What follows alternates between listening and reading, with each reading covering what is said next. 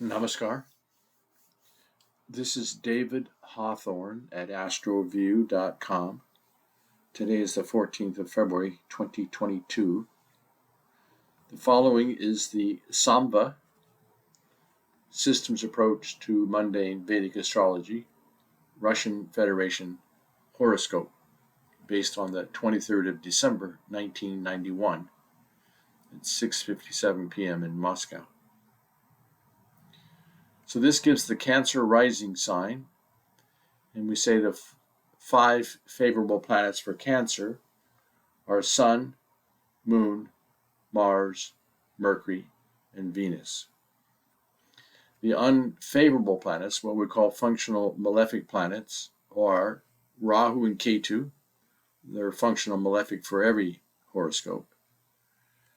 And then for the Cancer rising sign, we consider the sixth house ruler Guru, Jupiter, as a functional malefic planet.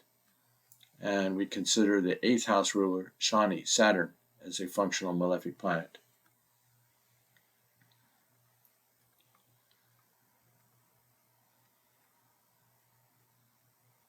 So in this chart, it's good to have the royal moon in the first house, but it is under the seventh aspect of the most malefic planet, Saturn. So this brings many setbacks, disappointments, transformations, vulnerability, even accidents or death-like experiences to the country. Saturn's third and 10th aspects are benign because it's not close to the rising sign degree and not close to Venus. If planets are not within 5 degrees by conjunction or aspect, there's no impact. But there's clearly an impact of Saturn on Moon.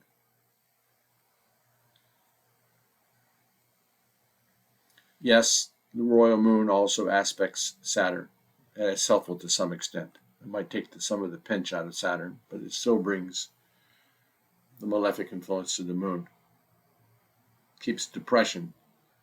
It suppresses the country, the people.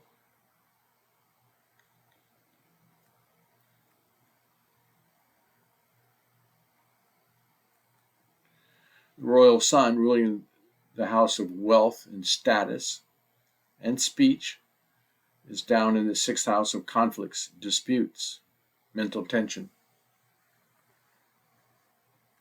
So whenever a person has the first house ruler or the second house ruler in the sixth house, there's always conflicts.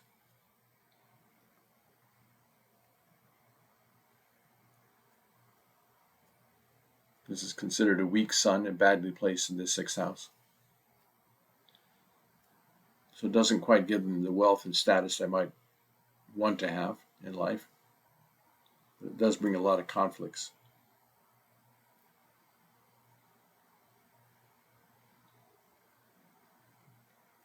The chart does have a strong Mars, which is favorable for this chart. It does not cause any Kuja dosha or Manglik dosha. And Mercury's favorable.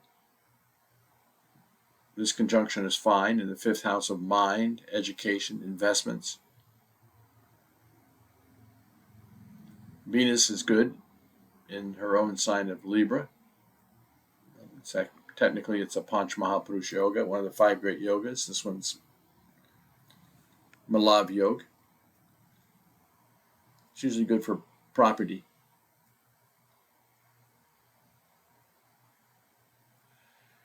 Jupiter ruling conflict, sixth house of conflict, is under the 9th aspect of Rahu. So there can be unexpected conflicts, sudden conflicts.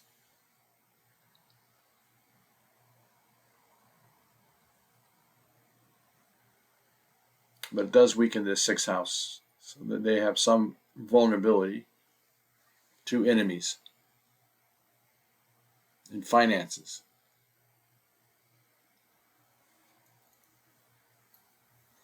Now in the transit chart, this is what we want to look for over here.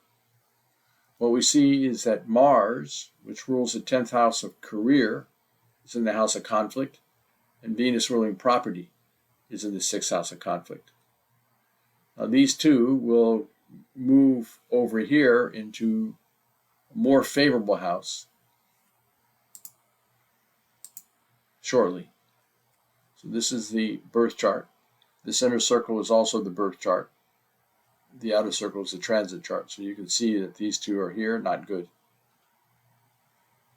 By the way, this transit Mars was afflicting this Mercury for some time.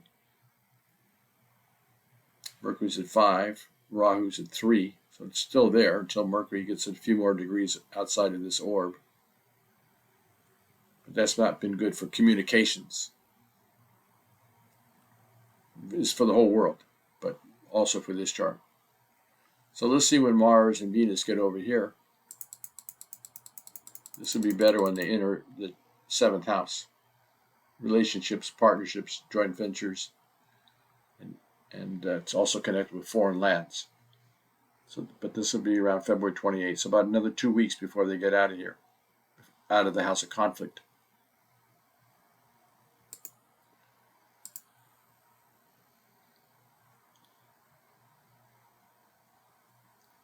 This Rahu at 3 degrees throws an aspect 5, 7, and 9 houses away. It's not bothering Saturn, Mercury, or Mars. That's good. This Ketu sitting here at 3 degrees is benign.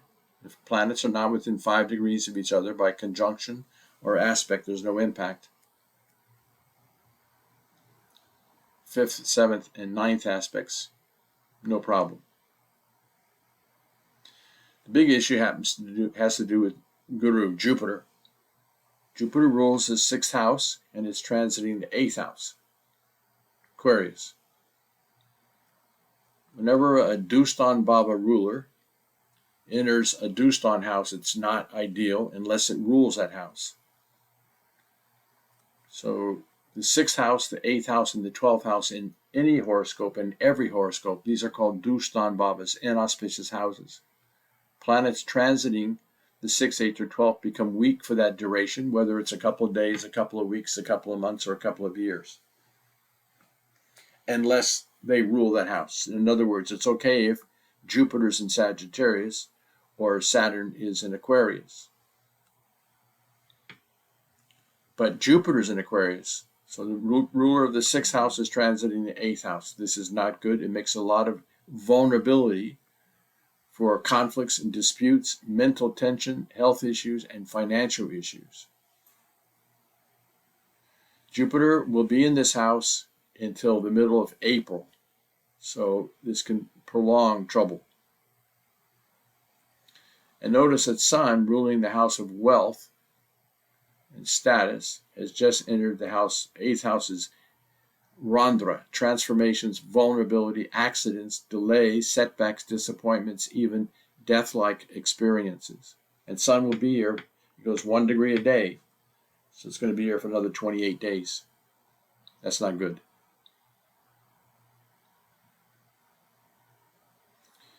Saturn is currently at 22 degrees Capricorn, so slide Saturn over here. He's outside the 5-degree orb of this Saturn.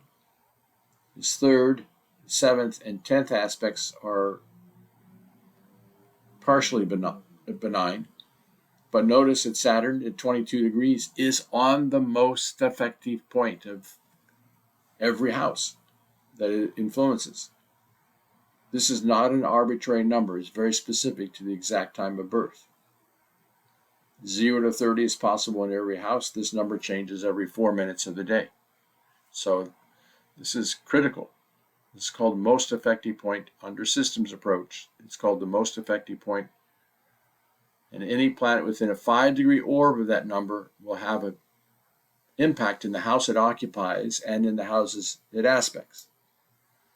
So this Saturn at 22 degrees is afflicting the 7th house as we speak, which is relationships, partnerships, joint ventures, and foreign lands. Its 3rd aspect is afflicting the house of good fortune, guru, religion. 7th aspect is afflicting the chart. So it's going to bring accidents and death-like experiences, vulnerability to the chart itself. And the 10th aspect is into the 4th house of property and happiness and home life and fixed assets. So I think the Russian Federation is a little bit more vulnerable than they realize.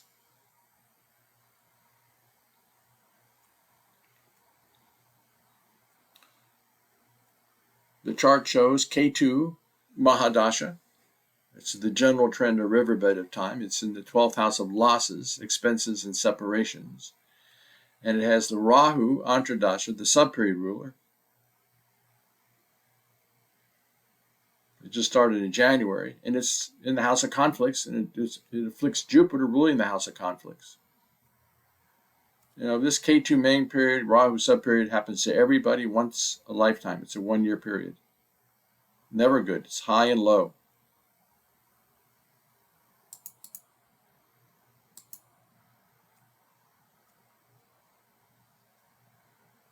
Could be that Russia's in for a little bit of a rough ride for a while, because the Rahu subperiod, the Jupiter subperiod, the Saturn subperiod, these are functional malefic planets for this chart. So swimming against the currents. It's going to be very happy in February 2026 when it goes into 20 years of Shukra, 20 years of Venus. No affliction to this Venus. So that's a better time. Probably even better in February 2025, so 3 years from now, when it goes into the Mercury subperiod.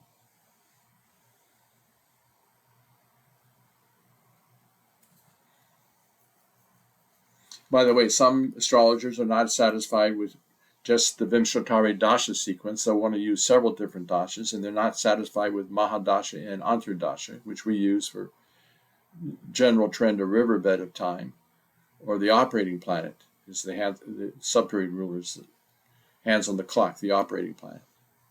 And they'll say, oh no, we have to go 3 levels deep, 4 levels deep, 5 levels deep, maybe use several different dashas. Professor Chowdhury used to say those astrologers using so many techniques, some of them will throw in Bhavat Bhavam, Shtakavargas, Bindu points, Nakshatras. He said those astrologers using so many techniques are on a ring road in Delhi, traveling in circles. They never arrive anywhere. We want to arrive somewhere. That's why we keep it very simple. It's Mahadasha, Antradasha, and you overlay the transits and you see everything you need. Truth is simple. Insecurity breeds complexity. So a lot of astrologers were very insecure, so they got very complex with everything. Professor Chowdhury's work was to eliminate any techniques that were not replicable. So systems approach is quite simple, effortless, contemporary, accurate, relevant, practical, and replicable. All of our systems approach astrologers always give pretty much the same readings. So it brings a lot of consistency into readings. So systems approach works. It's a good paradigm for reading horoscopes. So it's too bad that there's this tremendous conflict going on right now, apparently, with Russia and Ukraine. Of course, it brings in the United States and NATO. So this is not good. Definitely not good. I am just hoping that the transit of Jupiter in strong degrees for the whole world and the transit of Saturn in strong degrees for the whole world would be helpful. But they're not ideal for Cancer rising sign. By the way, when the Saturn is finished at 22 degrees, he's going to go 23, 24, 25, 26. So he's still going to be applying to this Venus. He's sitting here. His 10th aspect is on Venus right now. It's not too severe. But once it hits 23, 24, 25, 26, that'll be 100% affliction at 26 degrees, 27 degrees. Not good. And it's going to take a while to get there. In other words, this is a slow-moving transit that I don't like for Russia.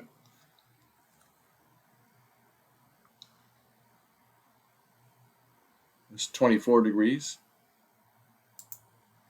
25 degrees March 7th. 26 degrees March 15th. Ides of March, not good for Russia. property and happiness and fixed assets, conveyances, transportation.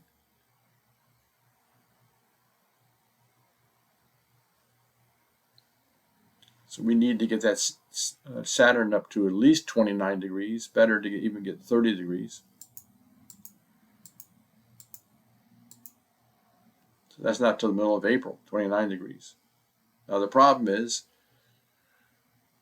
this Saturn will move into Aquarius, which is actually favorable, but it's not going to go far, and then it's going to go retrograde back over this Venus.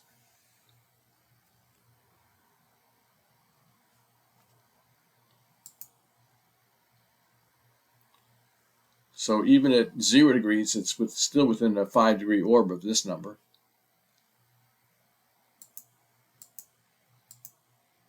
It only gets up to 1 degree, so it never completely leaves the 5-degree orb of Venus before going retrograde, and it's going to come back. So it's trouble city for Russia for some time. It's back to 26 degrees in September.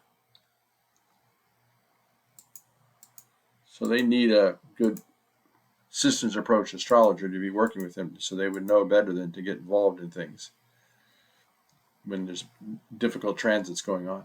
There's 24 degrees in October when it comes out of retrograde motion.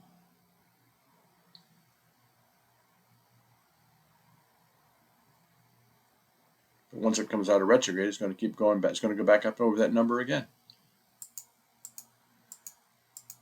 25 degrees in November, 26 degrees in December. So that's Saturn at 26 degrees. This transit Saturn will be afflicting this Venus. So what I'm getting at is I think if they engage in some negativity at this point, they're going to suffer long term with property and fixed assets and domestic peace for the country. Well, I'm sure that all of our hearts and prayers are with the entire world right now so that we can avert this danger.